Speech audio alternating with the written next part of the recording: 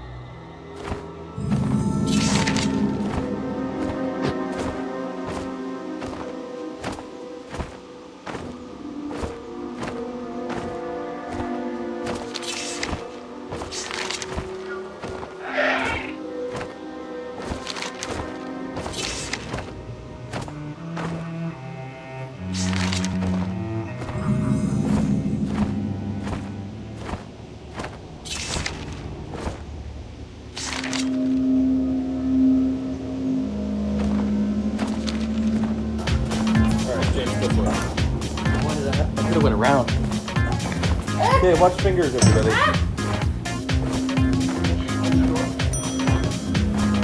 Now that everything is assembled correctly, time to fire it up. So now that it's all working, let's take a look at our finished router. Now, I'm sure many of you haven't seen one of these things in operation before. How the heck does it cut things? How does it get to 1/1000th of an inch of cutting resolution?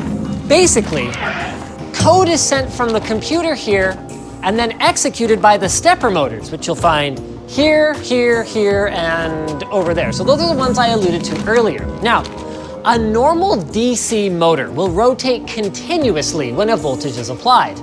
More voltage means more faster, which is great if you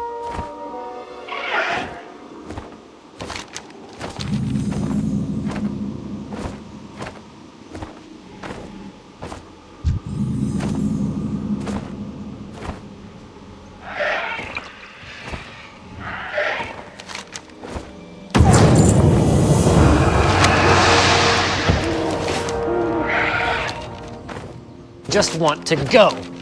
But it doesn't give you any control of the position. Stepper motors contain a stationary magnet attached to the output shaft with magnetic windings all around it.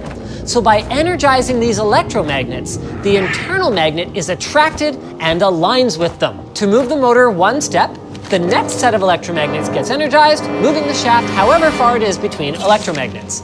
So our stepper motors have 200 electromagnets, meaning that each full step is 1.8 degrees.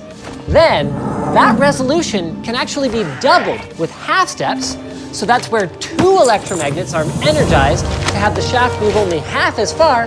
And then beyond that, microstepping, which relies on multiple electromagnets at different ratios, can be used to further increase our resolution.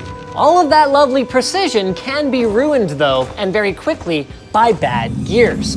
So right here, we have a 3.2 to 1 gear reduction to increase our torque from 5 foot-pounds to 16. This allows us to remove more material at a time. But anytime there's gears involved, backlash can quickly become an issue.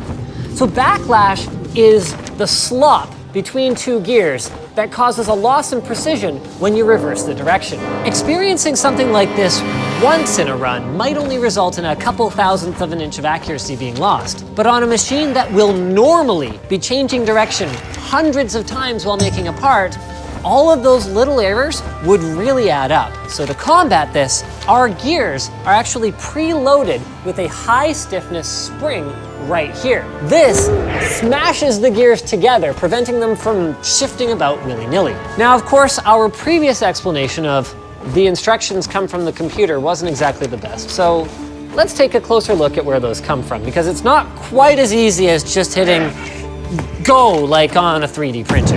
For some of our parts, we'll use SolidWorks and HSM Express to create the CAD and tool paths, but we will also be using VCarve Pro for other parts due to its greater ease of use. In the software, we end up having to define many parameters, like how fast the router will cut, for example. We have to do this because, well, think about if you were using a handsaw. You'd actually find yourself adjusting how fast you move your blade, how hard you press, and all kinds of little things intuitively based on how it feels.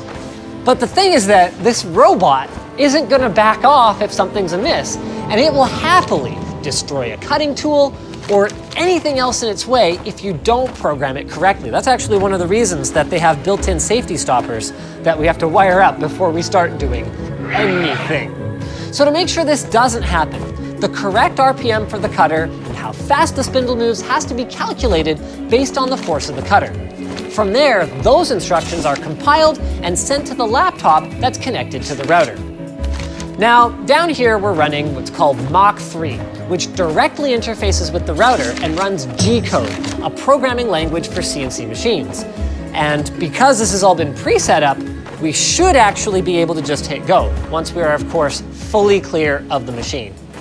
So right now what we're doing is we're giving it a known 0 height. Is that correct? Yep. Okay, cool. I only know about these what my neighbor told me during Scrapyard Wars 2. Next time it goes past and here, it's going to be taking about 1 thou off. So it'll just clean this up. You ready? Yep. Boom. I don't think what you're doing is really helping. Not really. You might as well just get that out of there.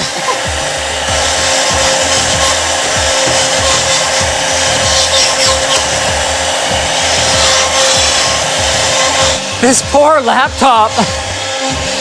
Well, hold on, at least get a shot of it. If it's gonna suffer, it might as well. All right, go ahead. Well, no, don't scrape it back over it. Doesn't seem quite right. So you go through with the big bit Yep. to get most of it done, and then you come in and do the fine details. Got with it. the smaller one. Beautiful. So where's our smaller bit? It's in here. And this is safe to just go right in there. Yep. That's considered safe practice. I want to make sure whatever we're doing in this video is what you're supposed to do. It's pretty close. Okay. Yeah, we definitely, clearly need a better material capture solution here. So is this the last thing on your wish list? Because this is one of the things you've been trying to get me to get since you started. A metal lathe would really top it off, and a TIG welder. We're at the point now where we can basically make anything out of acrylic, though. Oh yeah. Okay. Or like any plastic. Like.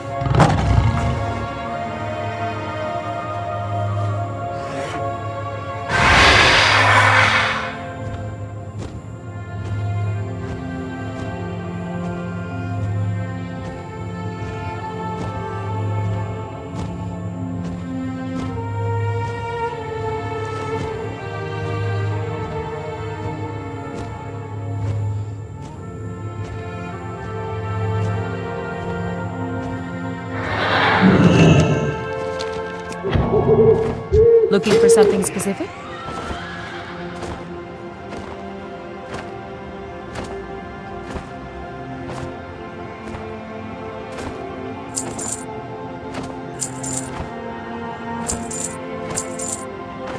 See you around.